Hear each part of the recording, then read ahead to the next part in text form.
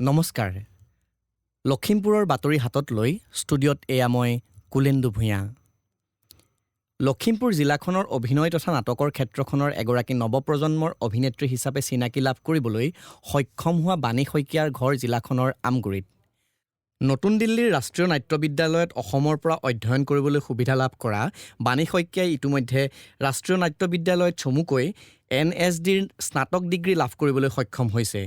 বিহপুৰীয়া আমগুৰিৰ ৰংঘৰীয়া কেন্দ্ৰতেই শ্ৰীকৃষ্ণৰ ৰাসলীলাত গোপবালকৰ ৰূপত অভিনয়ৰ পাতনি মেলি বৰ্তমান সময়ত নাট্যক্ষেত্ৰখনৰ সকলোৰে দৃষ্টি নিবদ্ধ হোৱা এগৰাকী অভিনেত্ৰীৰ ৰূপ আৰু সমান্তৰালভাৱে ৰাষ্ট্ৰীয় নাট্য বিদ্যালয়ৰ স্নাতক ডিগ্ৰী লাভ কৰা খবৰটিয়ে স্বাভাৱিকতে জিলাখনৰ নাট্য তথা সাংস্কৃতিক ক্ষেত্ৰখনৰ সৈতে জড়িত প্ৰতিগৰাকী ব্যক্তিক উৎসাহিত কৰিছে। গায়ন, বায়ন, আবৃত্তি, গীত আৰু নৃত্যৰ কৰ্মশালাৰ সামৰণি অনুষ্ঠানৰ লগত সংগতি ৰাখি অলপতে বাণী শইকীয়াক আমগুৰি ৰংঘৰীয়া কেন্দ্ৰৰ উদ্যোগত আয়োজিত এক সাংস্কৃতিক অনুষ্ঠানত সম্বৰ্ধনা জনোৱা হয়। লখিমপুৰ জিলাৰ বিহপুৰীয়াৰ অনুশীলনৰ উদ্যোগত যোগ বৰুৱা স্মৃতি ভৱনত অহা 11 ছেপ্টেম্বৰৰ পৰা 3দিনীয়া কাৰ্যসূচীৰে অনুশীলন নাট সমাৰোহ 2025 আয়োজন কৰা হৈছে।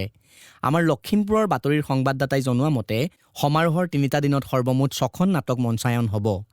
পহিলা দিনা আয়োজক অনুশীলন নাট্যগোষ্ঠীয়ে তৃতীয় প্ৰহৰ আৰু ঘিলামৰাৰ ইংগিত নাট্যগোষ্ঠীয়ে সত্ৰযজ্ঞ নামৰ নাটক দুখনি মঞ্চস্থ কৰিব। দ্বিতীয় দিনাৰ নাট্য সন্ধিয়াত নগাঁও পুৰণি গুদামৰ ৰংগালয়ে মঞ্চায়ন কৰিব দেওলগা মাছ নামৰ নাটকখনি। অন্তিম দিনা অৰ্থাৎ 13 ছেপ্টেম্বৰত বিশ্বনাথ চাৰিআলিৰ বৰ্ণম নাট্যগোষ্ঠীয়ে কাঠফুলা আৰু গুৱাহাটী বিশ্ববিদ্যালয়ৰ নাট্য পৰিষদে সমান্তৰাল আৰু দ্য য়েল্লো ৱালপেপাৰ নামৰ নাটকেইখন মঞ্চায়ন কৰিব। আমি অনুশীলন বিহপুৰীয়া আমি 2019 চনৰ পৰা এই নাট সমাৰোহটো পাতি আহিছোঁ। এই নাট সমাৰোহ আমাৰ বিহপুৰীয়াৰ এজন সুচিকিৎসক অভিনেতা ডাক্তৰ যতীন্দ্ৰ মোহন বৰাৰ সোঁৱৰণত আমি অনুষ্ঠিত কৰোঁ আৰু এই বৰ্ষতো আমি 11, 12 আৰু 13 ছেপ্টেম্বৰত স্থানীয় যোগেশ্বৰ বৰুৱা স্মৃতি ভৱনত আমি এই নাট সমাৰোহ উদযাপন কৰিবলৈ মনস্থ কৰিছোঁ।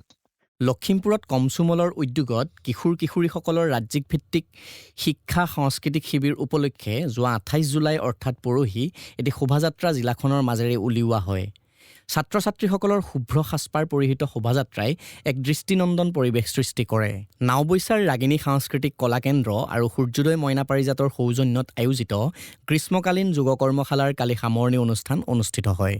ঢকুৱাখনা নাট্য বিদ্যালয়ৰ গ্ৰীষ্মকালীন নাট কৰ্মশালাৰ সামৰণি আৰু নাট প্ৰযোজনা হিচাপে আজি সন্ধিয়াৰ ভাগত ঢকুৱাখানাৰ গণেশ গগৈ প্ৰেক্ষাগৃহত দীপজ্যোতি কাকতি আৰু অসীম দত্তৰ ৰচনা আৰু পৰিচালনাৰে সময় প্ৰশ্নময় আৰু গণেশ চমুৱাৰ বৰশী নামৰ নাটকখনি নিতুল বৰ্মন আৰু ৰক্তিম বুঢ়াগোহাঁইৰ পৰিচালনাৰে মঞ্চস্থ হৈছে। ইপিনে ৰজত কমল বঁটাপ্ৰাপ্ত অসমৰ বিশিষ্ট চলচ্চিত্ৰ নিৰ্মাতা গৌতম বৰাৰ এটি মননশীল অনুষ্ঠানো আজি সন্ধিয়া অনুষ্ঠিত হোৱাৰ বাতৰি পোৱা গৈছে। লখিমপুৰ জিলাৰ শইকীয়া অটো প্ৰাইভেট লিমিটেডৰ চৰাইমৰীয়াস্থিত ট্ৰু ভেলুত উপলব্ধ 40,000 টকাৰ পৰা 5 লাখ টকা পৰ্যন্ত মাৰুতি আৰু নন মাৰুতিৰ বিভিন্ন মডেলৰ বাহন।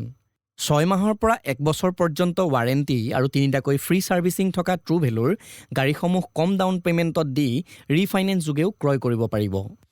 মন পচন্দৰ গাড়ীখন ক্ৰয় কৰিবৰ বাবে জিলাখনৰ চৰাইমৰীয়াৰ নেক্সা ডিলাৰৰ কাষত থকা ট্ৰু ভেলুৰ এটি নিৰ্ভৰযোগ্য গাড়ীৰ প্ৰতিষ্ঠান হিচাপে জনপ্ৰিয়তা লাভ কৰা পৰিলক্ষিত হৈছে। ইপিনে পুৰণি গাড়ী এক্সচেঞ্জৰ জৰিয়তে নতুন মাৰুতি গাড়ী ক্ৰয়ৰ সুবিধাও উপলব্ধ এই ডিলাৰত। শ্ৰোতাসকলক জনাওঁ যে আমাৰ লখিমপুৰৰ বাতৰি একে নামেৰে থকা ইউটিউব চেনেল আৰু ফেচবুক পেজ ৰেডিঅ' লখিমপুৰৰ জৰিয়তে শুনিব পাৰিব। নিয়মীয়াকৈ বাতৰিসমূহ শুনি থাকিবলৈ ফেচবুক পেজটি ফ'ল' আৰু ইউটিউব চেনেলটি ছাবস্ক্ৰাইব কৰিব। আমাৰ আজিৰ নিশাৰ লখিমপুৰৰ বাতৰি ইমানতে অন্ত পৰিল। পৰৱৰ্তী বাতৰি প্ৰচাৰ হ'ব কাইলৈ নিশা 8 বজাত।